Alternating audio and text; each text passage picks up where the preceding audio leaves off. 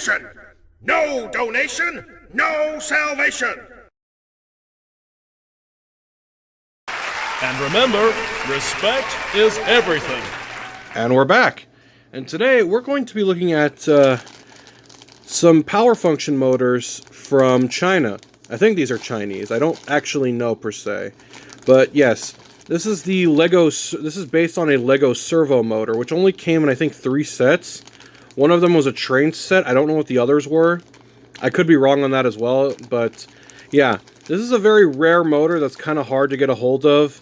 So, for obvious reasons, like, despite being the purist that I am, and not liking, mixing non-Lego products in my Lego builds, this is the only exception I'm going to make because, I'm going to be honest, there's no other alternatives, and finding the original motors is extremely expensive. So, for 30 bucks, I got 3 of these. 10 bucks per motor, not too bad. I'm not really going to be able to comment on the quality of the motors because I just got them, so they do work. I don't know how long they'll last, but, I would rather pay 30 bucks or, for 3 motors, at least that's what I paid, than the 90 freaking bucks that people are asking for just the one motor. So I already have one here in the package. I've already applied 2 of these motors to 2 builds that I feel will be a great way of demonstrating, the overall functionality of these motors here. But I figured I'd show one off in the packaging that it comes in to give people an idea of what to expect if they decide to order one themselves. So yeah, I will actually, let's go ahead and open it. Now, the main reason I'm so adamant about the power function motors is because, so a while back, Lego released the Powered Up series of motors, which require Bluetooth, which means phone apps and touchscreen devices, and it's not very user-friendly, and I don't like it at all. So I think there is an alternative adapter you can buy for these. I don't remember, which is also third-party, but I'm going to be honest, I just decided to give up on these because I don't like anything that requires a mobile phone device just to operate it. It's really annoying. The box is much bigger than the original Power Functions battery pack, and it still uses the same amount of batteries, I believe. So it uses the same amount of batteries, but I figured if I'm going to use the same amount of batteries for Power Function stuff, I might as well just use the originals, because this just sucks. I hate anything Bluetooth, because I know in like 5 years from now, it won't work anymore, unless like some third-party app finds a way to support it. But again, I just hate messing with that kind of stuff. So from a first glance, they're not a completely dead giveaway. They do look quite like the originals, minus the Lego stamping that probably should be somewhere here on the side at least, or on the back maybe. Even the plugs themselves are quite convincing. The only difference is that these ones do not have the Lego branding on them, which, obvious, because these are Chinese knockoffs, so they are what they are. So I've already tested 2 of them. They do work, and I figured no better way to demonstrate how they function than with some RC cars that I built. So I won't go into too much detail into these vehicles.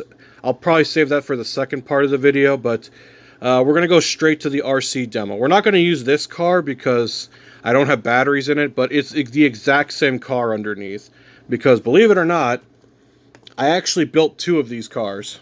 So, as you can see, they're exactly the same underneath. Obviously, the colors may not be the same, but they're the exact same car underneath. The only thing that's different is the outer body. But if you want to see me go into detail about the outer body of these cars, I'll save that for the second half of this video, because I imagine everybody wants to see the RC functions. Before we get into the RC functions, though, what I will do with this one, since there's no batteries in it, and it's not as heavy, I will go ahead and show off the chassis that I designed for it. And yes, they do have opening trunks and doors. I went the whole 9 yards for the details, because it's kind of to be expected with me at this point. So yeah, they pop off like hobby-grade RC car bodies, because for those who don't know, I do also collect a lot of hobby-grade stuff. So there's the bodies themselves. But here it is connected to the chassis that I built. Very simple, very lightweight. I I didn't want to make it super heavy because I am using L motors. I probably could have fit an XL motor. The problem is I don't have any XL motors, so I only have the L motors. So I'm basically just working with what I have. You will notice the front is slightly wider than the rear. That is intentional because I needed to make space for these bigger tires. Because the original tires I was using were much smaller, actually. So the original wheels that I used tires, were these size tires here. And they worked, they did grip. The problem is they were just too small.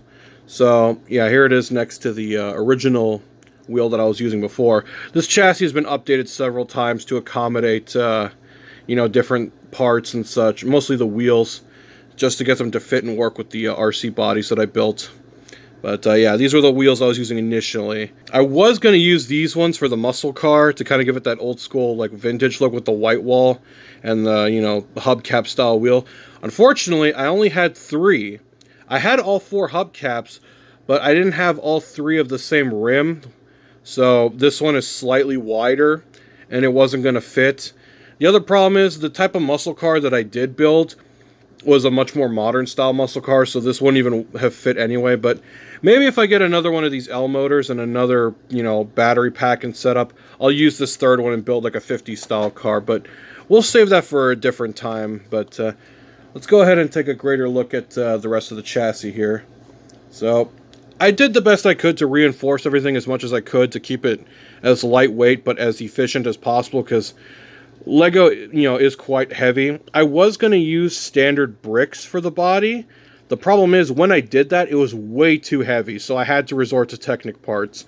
Because Technic parts are much lighter, and they're not as heavy as standard Lego bricks. Otherwise, I would have just built like 9 million different bodies of like different types of cars. Because if you know me, I love building car Mocs and things of that nature, so it is what it is. But let's go ahead and demonstrate it functioning. We're not going to use this one because, like I said, there's no batteries in it. But the other one that I built is exactly the same underneath, so we will demonstrate that now. I also did build some remotes as well. I built 2 because, it's 2 cars, so I figured, it only made sense to have 2 remotes. Like I said, only one has batteries. This one's a little more aged because it's got that stained gray color when you leave it exposed to sunlight. I bought this one secondhand a while back, so because I couldn't find this one, so unfortunately I ended up finding it a week later, but it is what it is. Now I have 2 of them, so I can have 2 separate cars, and because they use different signals, I could actually run them both at the same time if I really wanted to. It'd be ludicrous, but I guess if I really wanted to, I could just stick one of these on there and then put it together like that and try to do some insane freaking dual RC car action, which would require freaking 4 arms to even do efficiently. I'd have to be like Goro from Mortal Kombat. Anyway, let's go ahead and turn this thing on. So there's the light to indicate that the car is on. And let's go ahead and show off the servo motor in action. Alright, so let's go ahead and get the remote, which it does work. And that's part of the reason I chose this particular design, because it's just very handy when you're driving it around on the floor and just trying to figure out which switch is which, because these switches can be a little tricky at times, so I went the extra mile to build this steering mechanism. So there's the servo motor in action. It works just fine with standard Lego receivers, which are up here. I think it's a receiver. I forgot what the actual part is called, so please forgive me if my terminology is wrong. But it does work. And then I imagine, you get some crazy RC action going. I can't really demonstrate that here because, like I said, I'm limited on space. Okay, apologies in advance for this very low quality setup here. I had to use a floor mat and my bed to kind of demonstrate the RC functions. But let's go ahead and give it a go. So yeah, the rear motors are a little weak because they are L motors. I would have used XL motors, like I said, but unfortunately I just don't have any. So I had to work with what I had. So they are a little weak, at least for the drivetrain itself. But the actual servo motor itself is, it functions quite nicely. So, for just simple RC functions, if you're not trying to do anything crazy, like, a super, drift car or whatever, they work quite well. For a cheap Chinese knockoff motor, they pretty much work as expected. there's really not much more I can say on them. So if you need an alternative, if you're not a purist like I am, and you don't mind using non-Lego parts in your build, I mean, this works. So that's pretty much all there is to say on the RC functions.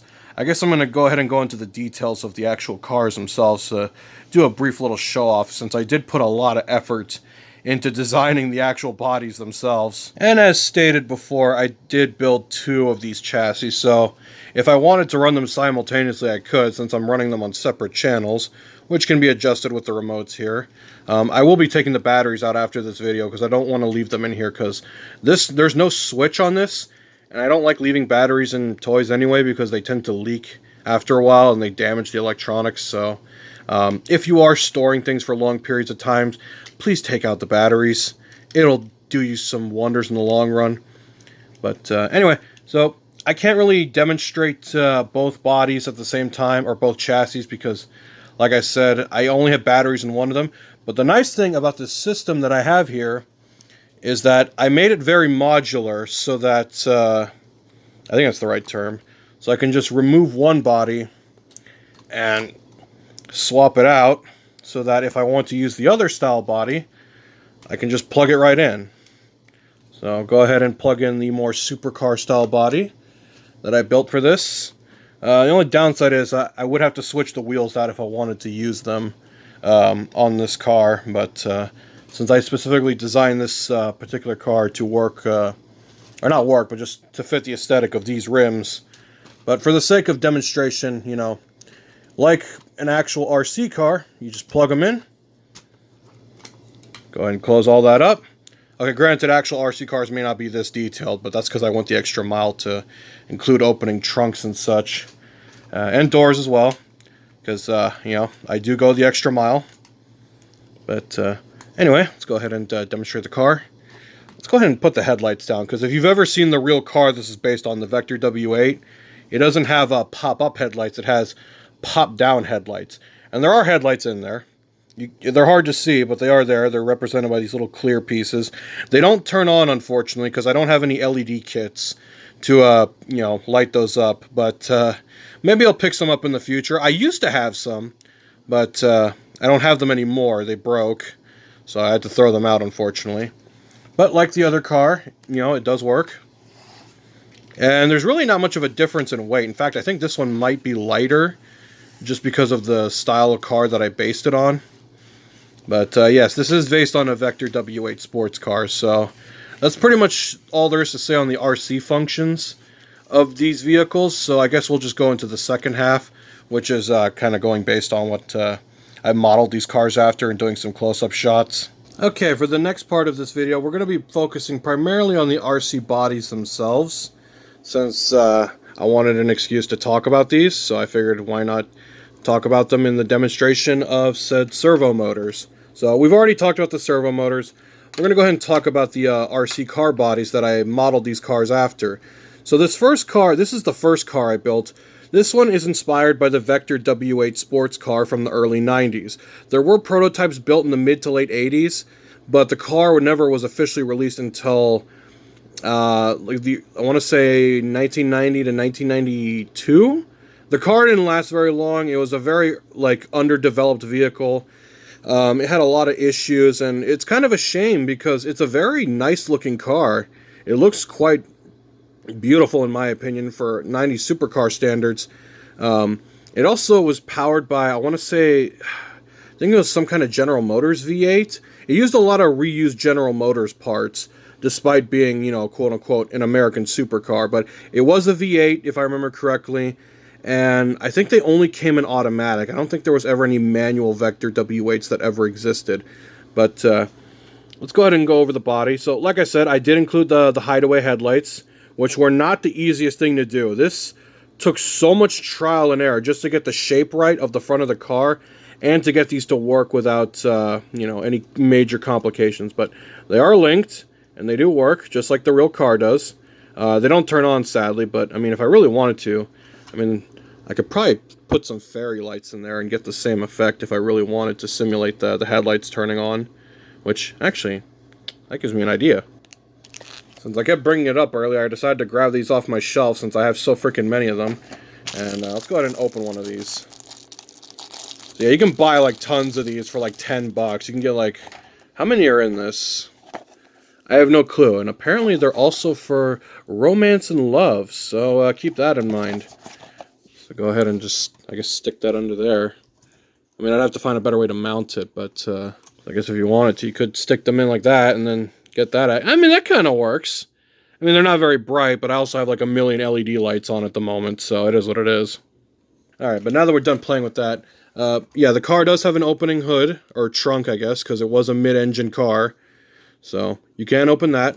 And the hideaway headlights, of course, as I talked about, which were not easy to get working. I had to go through many designs to get that front end to clear. The doors also do pop open as well. So you can go ahead and open those. They're a very Lamborghini-style door on the original car. Both sides do open. I'm only going to demonstrate it on one because it doesn't seem very necessary. There was a sunroof on the car, on the original car as well. It was much more angular, though. But I didn't want to add any more extra weight to it, so I just went with the standard square-style sunroof. So, it is what it is. There's the actual box for the remote so that the signal isn't compromised. And you don't really see it from a side profile anyway, so I don't mind it being where the original motor of the car would have been. Speaking of the motor, there it is in the trunk, so if I need to access it, I can get to it. Although realistically, if I was going to access the motor, I would just take the whole body off. But anyway, there's the side profile of the car. I chose these rims particularly because they look like the original rims that the original Vector car had. They're not exact, but they're close enough in terms of LEGO standards. Here's the back of the car. The bottom should have dual tail lights, so there should be one here and one down here, and they weren't this angular on the original car. I just went with that because it looked kind of futuristic and cool looking, because I couldn't really fit any extra detail without compromising the structural integrity of this. So there's the exhaust pipes, and that's pretty much it for the Vector car. Now let's go ahead and look at the next car, and yes, I did demonstrate the trunk. But yeah, this is probably my favorite of the two, just because of the retro supercar look. Okay, for this next car, we are going to be looking at the muscle car that I demonstrated during the RC demo. So, as you can see here, I used different wheels to kind of give it the more muscle car look. The front end is heavily inspired by a Dodge Challenger. I was going to make this a classic Challenger, but when I was building the rear of the car, it turned out more like a modern Challenger. So we'll say the front is probably the retro part, and then the back is the more modern part. Though realistically, I could just say that it's based on a modern Dodge Challenger. But the hood does open, and there is some slight engine detail in there, nothing too crazy. And again, if you wanted to try to put headlight detail, you could stick that down there. Obviously, I'd have to find a way to make it fit better. But if you want to do headlights on a budget, I mean, again, these fairy lights are not a bad option. So, just showing that off again. The doors do open on this one, like a normal car. Since the Dodge Challenger was nothing crazy. It was just a standard muscle car of the time. So, there's the door. There is no interior, but I did go out of my way to include steering wheels on both cars. Just because, why not? So, and they do clip in, so they hold the body together quite well. This roof section was probably the most difficult part because I had to find a way to get the shape just right without compromising the overall integrity of the build. So, these pieces here, I don't know what they're called, these little struts, were really helpful. The only downside is I don't like having these supports here, but without them, it's just a floppy mess, so I kind of have to have them. Let's go ahead and go to the back of the car. So this is where the more modern aspects of the newer Dodge Challenger come into play. It's got the fatter bumper, it's got the exhaust tips where the newer car has it, and the trunk does open. There's the receiver box, by the way. I think it's what it's called. I don't know the exact name. Apologies, but I have it on a different signal, like I said, so I could run both cars simultaneously if I wanted to do so. But here's the trunk, and there's the motor, which realistically is inaccurate because this is a front-engine car, but, for the sake of, how this chassis is laid out, I kind of have to do it this way. I also realized the body wasn't aligned properly, so I'll go ahead and fix that. And yeah, they come apart like actual RC cars, because for those who don't know, I'm a huge RC car enthusiast.